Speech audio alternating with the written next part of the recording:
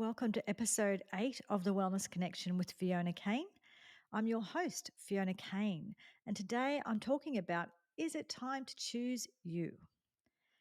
Might sound like a silly question, but ultimately, we actually do need to choose ourselves if we want to focus on our health and just generally on things in our life to improve our life. We actually need to choose us, because what you will find is that we often wait around for someone to give us permission to look after ourselves, or for someone to sort of come along and say, now it's your turn. Unfortunately, in reality, I don't know if that ever happens. If it does, it's rare. Generally speaking, if you're the sort of person that runs around and looks after everyone else, they love that. They're not going to stop that for anyone. So they're not going to sort of turn around and say, now it's your turn. So essentially, if you want to have your turn, you have to create your turn. And, when you think about it, it's as simple as, the when you go onto a plane and they have that safety thing, and then when the mask drops down, they tell you to put the mask on your face first. And there's a very good reason for that, because if you start to putting it on everyone else's face, you'll keel over and eventually you won't be able to help them anyway, and you don't have any oxygen. So essentially, you need that oxygen mask for you. You need to look after you. And then when you can breathe, you can actually then sustain other people. But if you're not breathing on the floor, you're not much use to those other people, are you? And but so many of us, we don't look after ourselves. We're not caring for ourselves, and there's a whole bunch of reasons for that, and a whole bunch of very valid reasons for that. For starters, if you have children, that's kind of a given that you need to look after your children. So I totally get that. That makes sense. That's how we survive on the planet. Many of us. So and that's fine and that's natural. But what happens and what's happening now is sort of uh, we're not always it's hard for people to get to that point where they say, okay, it's time to let my children grow up a bit more, look after themselves, and it's time for me to look after me. And trying to work out when that time is and what that works, how that works, is can be challenging for people. And there's a whole bunch of factors. So I'm not going to go into all that. It's a whole bunch of social stuff I'm not going to get into right here, right now. But essentially, what we do need to do is we need to understand that it is important to practice self-care. And actually, if you have children, it's even more important, because what happens is children see what you do. Children see who you are, not so much what you say, but what you are. So if you teach children that self-care is really important, but you're not practicing any self-care, they obviously know it's not important, because if it was important, you would be doing it, right? So children see what you do. So, as women, it's a very powerful role model. If you show children that you don't matter, that your needs, you don't have needs, you don't need any self-care, well, then that's what they learn. So your daughters learn that women don't need self-care, and your sons learn that they don't need to look after their wives or partners or whatever, because they don't need it. So it's very powerful what we teach others. So we think that we're doing it for everybody else. And I know that we are to a certain extent, but we're actually doing it to them as well, because we're not as a available if we're not looking after ourselves in a way, in a way that's what's the word I want to try and say?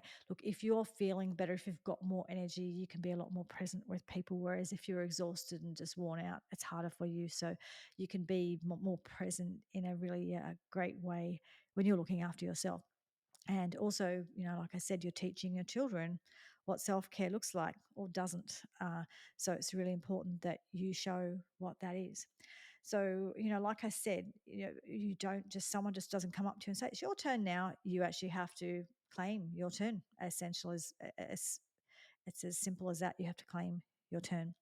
And how do you know that, you don't? And okay, so part of this as well is that we don't have healthy boundaries. We don't have boundaries. That's sort of where we learn how to say, no, I can't do that. No, I don't want to do that. No, I'm not available, whatever it is. We just say yes to everybody. And what happens is that yes, it's okay to say yes to people, and it's okay to help people. And it's okay to do lovely things and look after your children and all the things. Obviously, I'm not saying any of that is bad. However, what happens is that we get to the point, many people get to the point where they only ever say yes to everybody else.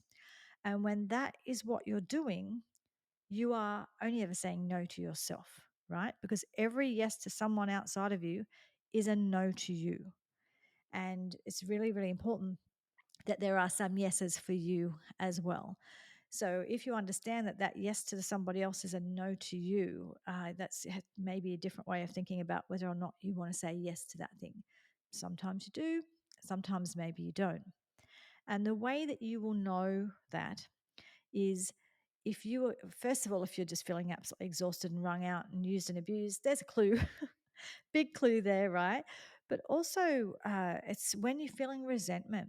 So if you're doing the thing that you agreed to do, but you're feeling resentful about doing the thing you agreed to do, you volunteered to do the thing or be part of the committee or drive someone somewhere or do whatever it is. If you're feeling resentful, there is a clue that you probably should have said no, that it's something that you don't want to be doing, and that you're maybe running yourself too thin, and you're not really giving yourself enough time and care for you to replenish and to rebuild your own energy and to do your own things. Sometimes, I see clients all the time and they're running around after everybody else. They're doing that person's banking and doing that person's this and that person's that, and they're not doing any of it for themselves. Take other people to all the medical appointments and you haven't had your checkup and things like that. So essentially, is it time to choose you? Are you choosing other people over you over and over and over again? If you are, that's that's something to focus on for you, because if you are doing that, it's not ultimately going to have good effects for your health, if not already that you're seeing issues with your health from doing that. So when we do get into that mode where we're saying yes to everyone else all the time and we're doing that people pleasing, often it goes with that people pleasing personality where we think that we have to be nice to everybody, and we think being nice to everybody means just being not nice to ourselves. What we need to learn is we need to learn how to have healthy boundaries. And sometimes when you say to those people about boundaries, they get really stressed about what that means. So I'm going to talk to you a little bit about boundaries. And right now, I'm going to be just reading a little bit from Liz Gilbert, the author Liz Gilbert. She's written some great stuff around boundaries. So I thought I would steal that because it's so good. But anyway, the words I'm about to read, they are written by Liz Gilbert, not by me. And what she said is, and she talks about, because she said like she's an over empath, and so really had poor boundaries in her life. So what she said is that even though those people like that, they kind of have a fear around boundaries. So uh, they think it's a wall. They think of boundaries as like this big wall that says you can't come near me, and it's not that. So she says a boundary is not a wall. It's not cruel. It's not punitive, and it's not something that you hide behind in quaking terror. No, a healthy boundary is simply a circle that you draw around something that is sacred. Then you safeguard the sacred thing that abides within that circle and treat it as holy. Nobody gets to enter that sacred circle from a place of disrespect. They just don't. They can't, because it's sacred. End of story. Uh, she sort of quotes Joseph Campbell as well, who sort of said the same sort of thing. So he said that to render something divine is to draw a circle around it and say, everything inside this circle is sacred. So you ultimately, it's up to you to decide that you're sacred, that your life matters, that what you have and who you are matters, and that caring for that is really important. It's part of your sort of sacred duty of looking after yourself. And so boundaries are not sort of this punitive thing where we're punishing people or we're putting these gigantic walls up. It's just saying, no, what I have here is sacred.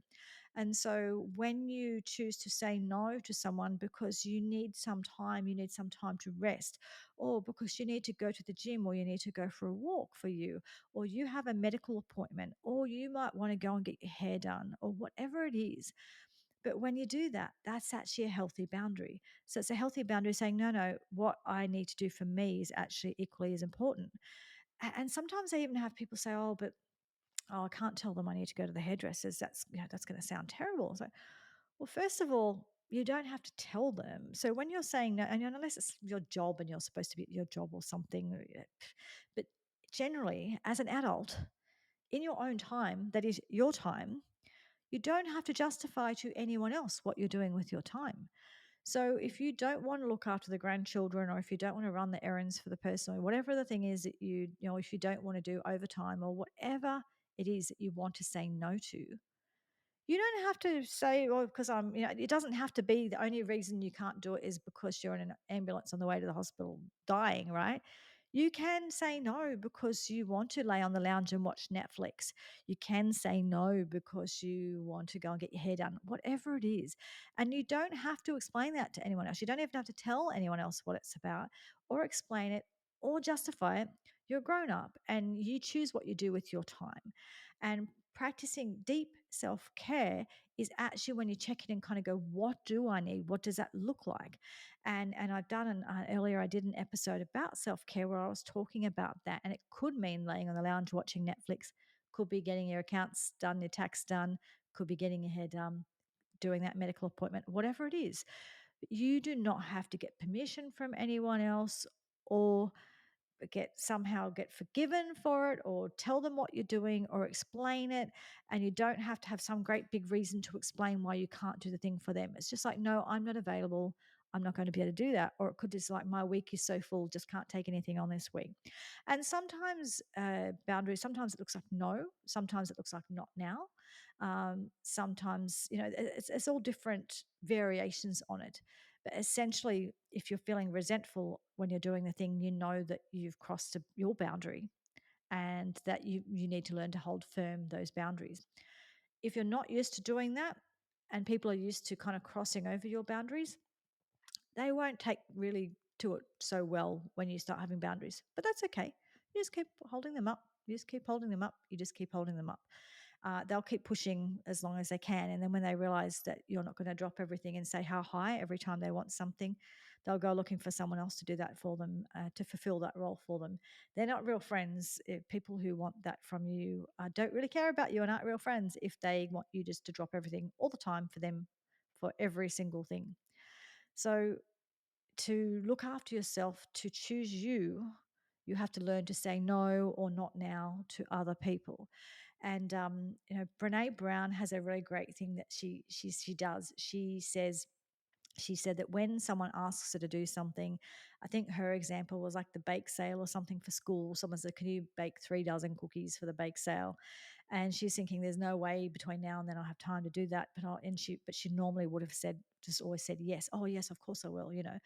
And what she does now is she twists her ring on her finger. She does this like 3 times, and she has this little mantra that she says to herself. So this is just her little internal thing that's going on in her. So she does this to kind of delay her response to the answer to that question. So the person says, "Can you do the thing?" And she twists her ring, and she says to herself 3 times, "Choose discomfort over resentment. Choose discomfort over resentment. Choose discomfort over resentment." So the discomfort is the momentary discomfort when you say no. But the resentment is when you're up at 3 in the morning baking the cookies because it's the only possible time you could do it between now and whenever they need it by, right? So she's learned to do that. So she chooses the discomfort. And the discomfort might be, I can't do that, but I can give you some cash. Or it might be, I can't do that, but I can buy some from the store. Or it might be, I can't do that, full stop. Whatever that looks like. But you don't have to have a great excuse for it. You don't have to explain that the reason you can't do it is because you're doing brain surgery every day, all day for the next week. You do not have to explain yourself, right? I know a lot of people are like me. I have a couple of autoimmune diseases. One of those is Hashimoto's, which is thyroid disease, and so many people have it. Sort of just every second person it seems these days, and that really affects my energy. So sometimes I just don't have the energy for stuff. I just have to say no because I just do not have the energy. I do not have to make a big explanation around it. I just know for myself that's my boundary. My boundary is no for that. And it's got nothing. Often it's things that I would like to do, things that I want to be part of, but I actually just have to practice self care. And self care looks like knowing when I'm not up for something, when I can't do something, or doing that is too expensive. It's going to cost me too much, because if I've only got so much energy, then it's going to cost me if I should give that to other people. And then instead of going there and enjoying it, I'm going to feel resentful. Um, Harriet Lerner, she's written a lot of great stuff, and she talks about the anger. So that's that resentment that can end up being anger. And she says it's inevitable when our lives consist of giving in and going along, when we assume responsibility for other people's feelings and reactions, when we relinquish our primary responsibility to proceed with our own growth and ensure the quality of our own lives, when we behave as if having a relationship is more important than having a self. I'm just going to read that last line again. When we behave as if having a relationship is more important than having a self, right? So, what happens in these situations is we lose ourselves. We have no boundaries and no self care. And it's all about all the relationships with everybody else.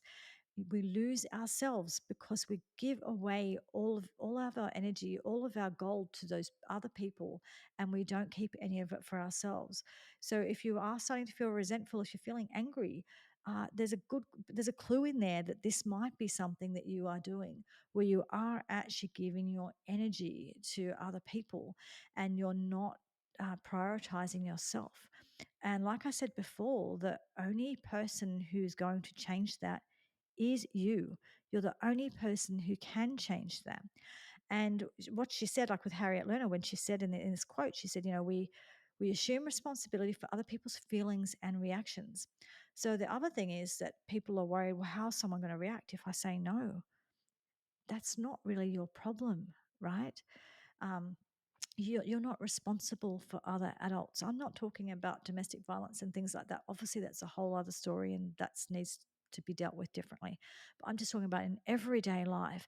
If someone's going to spit the dummy, not be happy, yell at you, or be disappointed in you, or whatever it is, that's their response. That they're responsible for their response. You're not. And what happens though is these people can often be very. You'll know the people who are really, what's the word, um, who know how to work you. You'll know those people by the way they respond to it, because most people will kind of say, oh, that's fine, that's fair enough, you need to look after yourself, or that's fine, I can get someone else to help me, or I can do it myself, that's okay. And they're accepting. Or they might say, look, I really do need your help, but can we work out a way or a time or a place that works for you, rather than it has to just be all about me. But when someone is really manipulative, they will kind of turn it back on you and try and make you feel guilty and try and guilt you into doing what they want you to do.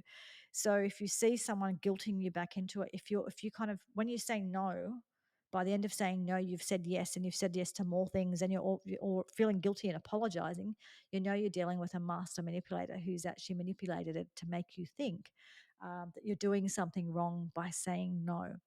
So the people who benefit the most from you saying no to you and saying yes to them, because they benefit so much in sitting back and letting you do all of their stuff, they're not going to roll out the red carpet and offer for you to practice self-care for you. They are really not. That's not in their interests. If I have someone doing everything for me, why? And I don't want to do it. Wow, if I've got someone else that's willing to do it, great, right? So that person is simply not going to just turn around and say, oh, well, great, look after yourself. No, they're going to say, oh, okay. Oh, but I thought you were my friend. Or don't you realize how important this is to me? Or, oh, you know how hard it is for me, or like whatever it is, right? But they're gonna bung on the guilt, right? So if you're in a situation where that's happening, there's even a bigger clue that you need to get yourself out of that situation, and you need to say no. And if you're a grown up, you just have to get used to the feeling of disappointing people and letting people down. As soon as I became aware of the power of that, my life got a whole lot better, that I'm okay with letting people down now. Not saying everyone all of the time, and it's not what I go out of my way to do, but sometimes being a disappointment, sometimes it's a good thing. Because if you're a disappointment to a manipulating, judgmental person who just wants to use you, that's a good thing. You want to be a disappointment to that person, because if you're a disappointment, they're going to go looking somewhere else for someone else to do their stuff for them, because you're not going to be the one doing it for them. So in some situations in life, being a disappointment is not a bad thing. Yeah. So essentially, like I said, is it time to choose you? Well, I don't know. Is it? What's going on in your life? Are you looking after yourself, or are you falling apart? And are you saying yes to everybody else? Are you finding yourself feeling resentful that everyone else gets a turn, but you don't get a turn? And this could be related to health, it could be related to career, it could be related to relationships, could be all of those things. But if you recognize yourself in this, then the next step is to actually start to say yes to you. The next step is to create those healthy boundaries so you can.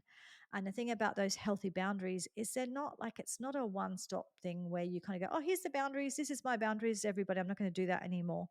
Like I said, people don't necessarily respect that. They're going to just push over it and push over it just to see how far they go. No different to children, right? Children need boundaries, and children, one of the ways children grow up is they push their boundaries, right? And they push their boundaries to see how far they can push it. And that gives them a level, first of all, it helps them grow up and expand their life, expand their world, and learn what they're capable of. But it also helps them feel safe because the parents still put in appropriate boundaries for that age, right?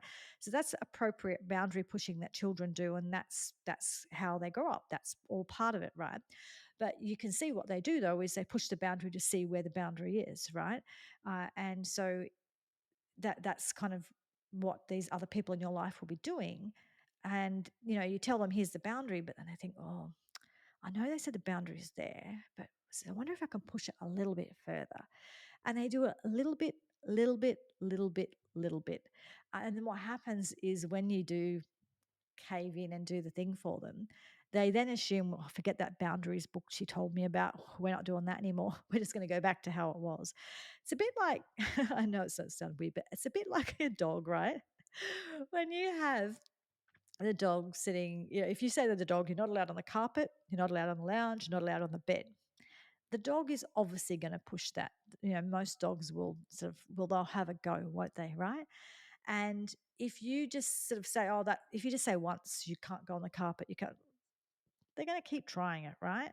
And they'll just keep pushing and pushing and pushing. And you can tell them 3,000 times that you can't do it. And the 3,001st time, they'll do it, right? They just keep pushing. And then, but eventually they'll probably learn. But if you give in and if you let them jump up on the bed and lounge and sleep in your bed, then they think that they own the joint. It's fine, up to you, your choice, your life. But essentially, that's what people do, particularly manipulative kind of people do with people who aren't very good with boundaries. So they will keep pushing it. So you just have to be willing to keep holding it up. And it's not a wall. It's just, you're like I just was saying before when I was referring to Joseph Campbell and Liz Gilbert. It's your sacred place. It's you. So when you start to perceive you and your life and your health as that sacred place, that sacred space, you will start to have respect for it. You'll start to have care for it. You'll start to really have values that align with that. Because people say all the time that they value their health, but they don't do anything towards their health. So that therefore they don't. And that's a choice. That's fine. But you can't say that you value your health if you say yes to everybody else and always no to you. So to value your health, you have to say yes to you, and you have to make plans in your life around what that's going to look like. So how am I going to look after my health? When do I have to say yes? When do I have to say no? What medical appointments do I need to have? Do I need to go and see someone like me, a nutritionist or a natural therapist? Do I need to make sure I'm getting enough sleep? Am I going to join the gym? Am I going to go for a walk? What's that going to look like?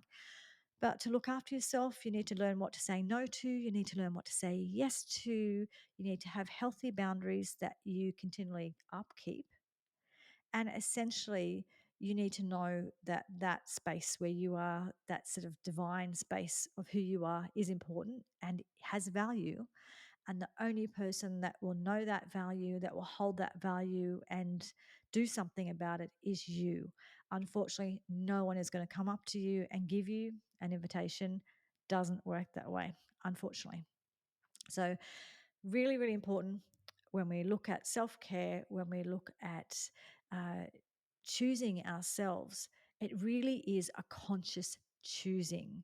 So sometimes people, when they see other people who are having success in whatever it is, whether it's in sport or whether it's in business or whatever it is, or health, they think, oh, how come that happens to that person and not to me? That person made a choice. And that not only did they make the choice once, but they made the choice every day.